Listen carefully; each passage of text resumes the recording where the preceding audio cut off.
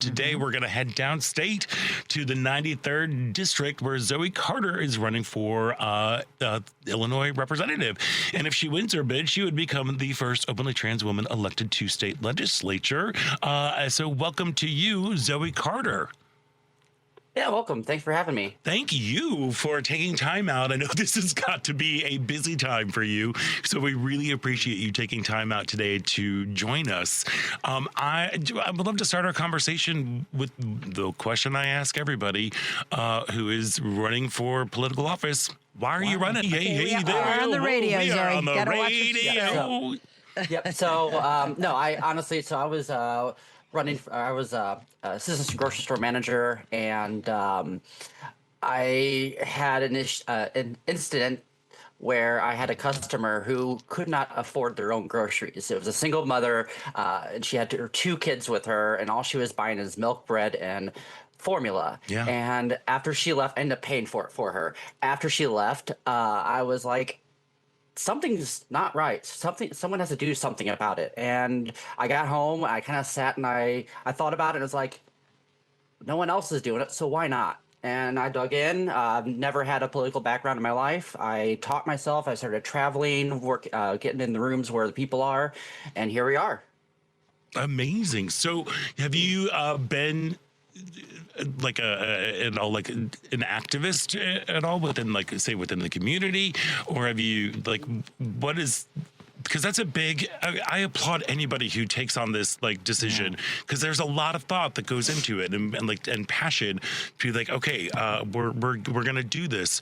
Had you been active, like, within local, like, for local causes, like social causes at all, or did you have any sort of that?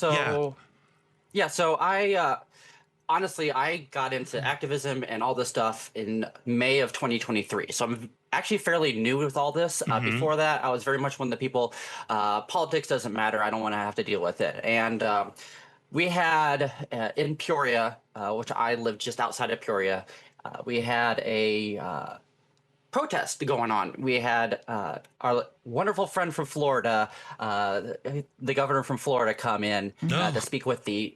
Yeah, I know, right? I can't stand the guy.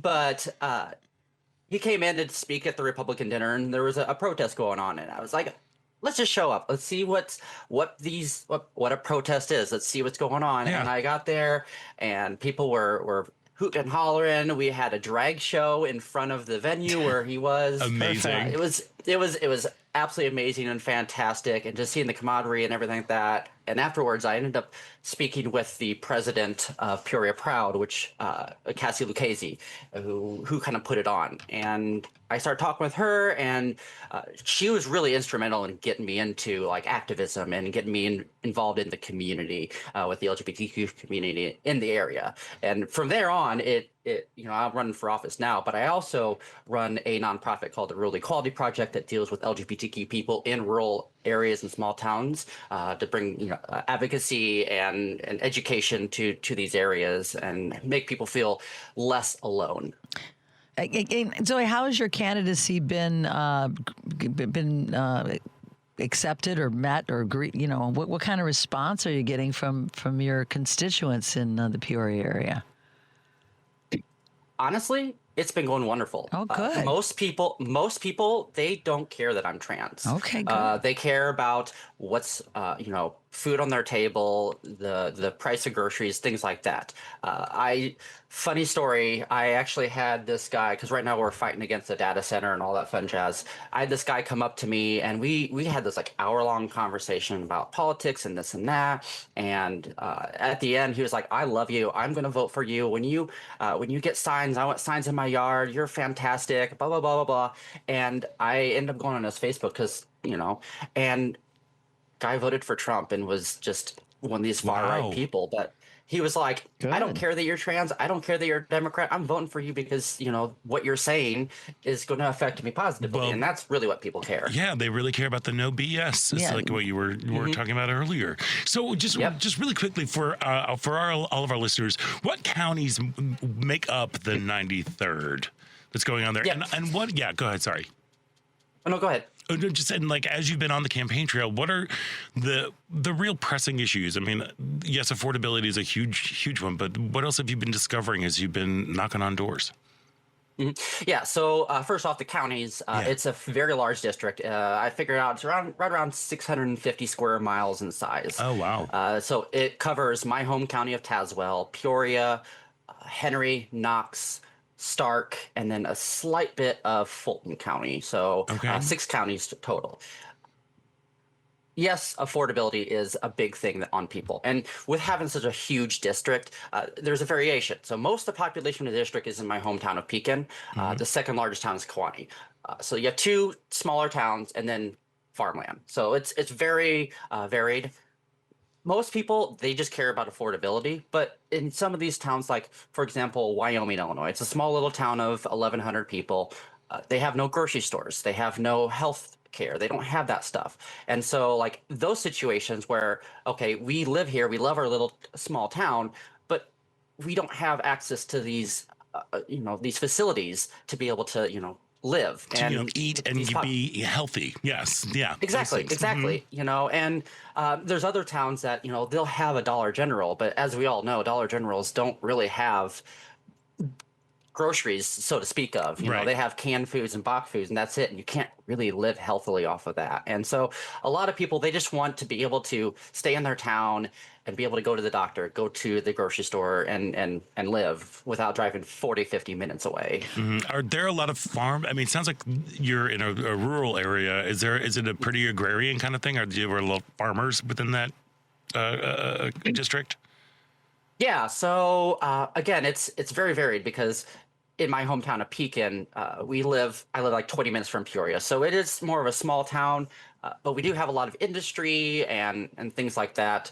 But then when you go further north, it is very agrarian. There's a lot of farm towns, a lot of, towns where the largest building is grain silos, and Yeah. But what have you been hearing from the farmers? Because it seems like a lot of them have been hit really hard with the tariffs that were put into place. Have you been hearing anything from them about their particular needs? Yeah, so the 2 biggest needs that I've heard from farmers so far have been these tariffs and being able to afford, the price of seed and the prices of everything like that, and be able to sell their product out. But it's also family farms being bought up by corporations. A lot of these families, the older generation are dying off. The kids have moved to, the big city of Peoria or things like that. And so these farms are being sold off, but instead of being sold off to a new generation of farmers, they're being bought up by these corporations. And that's another really big thing that they're really worried about. Yeah, thank you. So you say, your concern is the concern of the people, which is food and you mentioned and transportation, healthcare. What specific policies do you feel you want to push for that are going to help these issues? Realistically, we need support in Springfield to be able to speak for these communities and go to these communities and be able to like, hey, what do you need? Because again, it is a very large district, so I don't know exactly 100% what every single community needs. From what I've heard from everyone, we need basic things like, okay, how are we going to get new grocery stores? Is this something we can do where we give, because I know right now in Illinois we have this grant program to open up family grocery stores, but a lot of those grocery stores are being opened up in Chicago, which is great, but we need some more of that down here. Yeah. Things like that, or healthcare.